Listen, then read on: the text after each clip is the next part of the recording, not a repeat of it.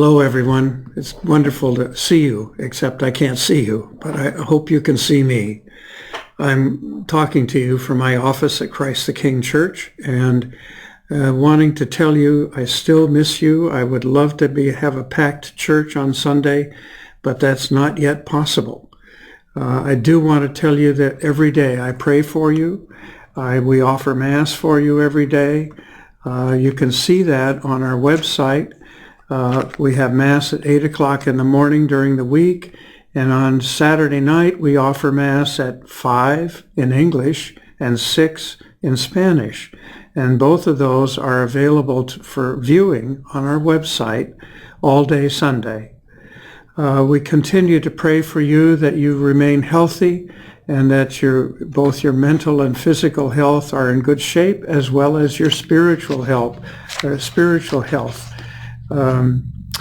I'm hoping to be able to see you one day soon. I've run into a couple of you in the supermarket and see you sometime on the street, but best everybody stay home if possible to stay safe. I'm grateful for your prayers and for your concern for others. I mentioned on one of the daily masses that we're collecting food for the food bank because so many people are in need.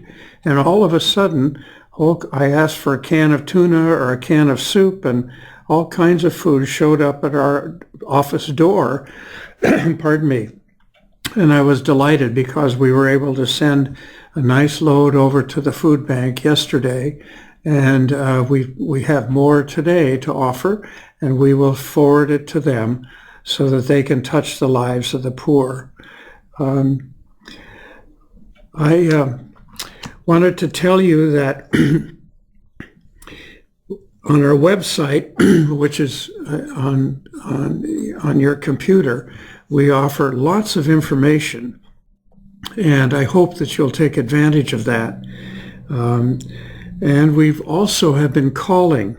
We've made about 2,000 phone calls so far, and we're wanting to know if you're doing okay, if you need anything, and certainly you can call us if you need things. But we wanted to let people know that we are concerned about you. I wanted to tell all of the families who have children in the First Communion class that we are thinking about you and planning to find a date when we can do communion. We're also waiting for some direction from our bishop's office about doing First Communions, but we're thinking about you, and we will see to it that your youngster receives First Communion this year. And for families who have children our young people in the confirmation class, the bishop has decided that we will do confirmations in September, and he has delegated to pastors like myself the responsibility of confirming you or your children. So that sacrament we believe, will be able to be given in September. And we'll let you know exactly the day and the weekend. If you visit on the website our Christ the King Youth Ministry Facebook, there's lots of up-to-date information about it, and we are very soon going to develop a Facebook page for Christ the King Parish, again, so that we can provide data and information to each of you that will be helpful.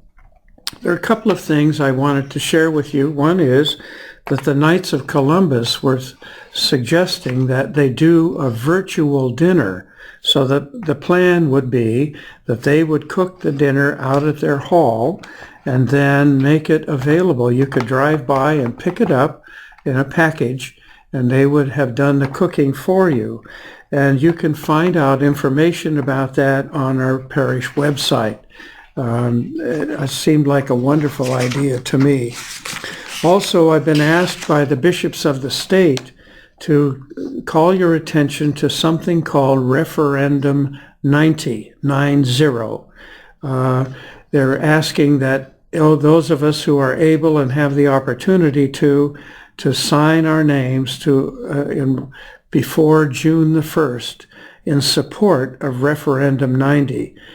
What it does is call for the repeal of a law that was signed into effect earlier this year by our governor.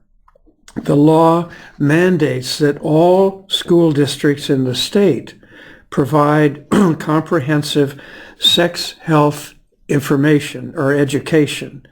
And we must collect 128,000 signatures in order to get this referendum on the ballot, because the bishops oppose the law that was signed into effect, because it prevents local elected school boards from fully determining their own policy in this sensitive area.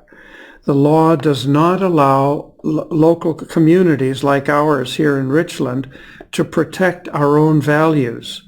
The law does not ensure meaningful curricula review by parents like you or guardians, and nor does it allow any public comment prior to implementing the law.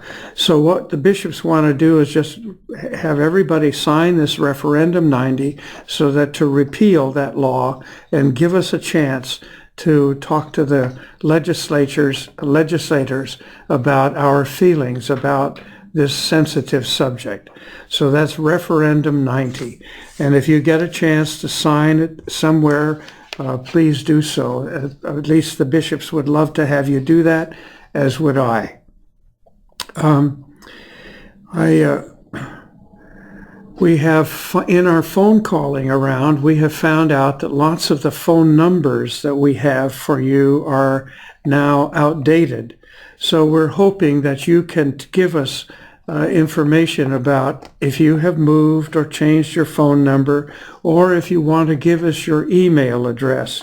We would love to be able to contact you more directly in those ways.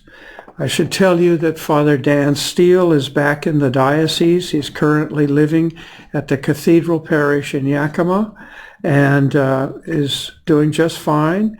And I should tell you that Deacon Edgar Quiroga, who is currently with us, will be ordained soon, probably in May. It will be a small ceremony, but we are planning to live stream it just as we do our parish masses so that you can participate in it.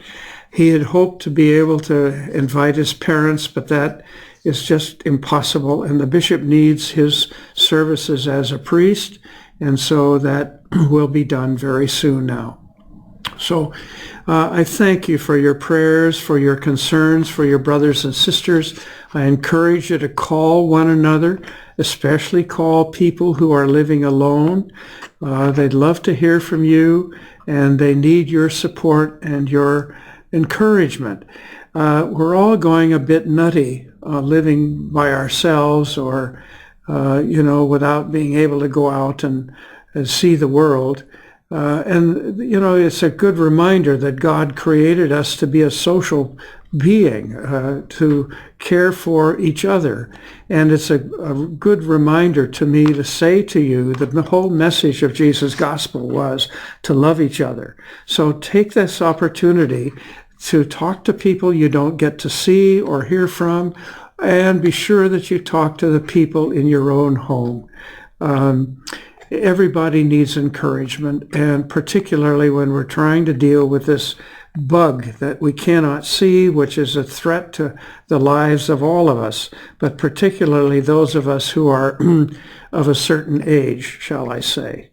I wish you all joy, and keep reminding yourself that Jesus rose from the dead, and because he did, he lives in us. His spirit is alive in you and in me. God help it. God help me. This is wonderful. And it's an opportunity for you to spread God's love to everybody else because he lives in you. Thank you so much for listening and watching, and we'll talk again. I want to call your attention to one other thing. There's some information for you available on the internet regarding COVID-19, and you can see the sign, the address of that information on the internet right here. Bless you.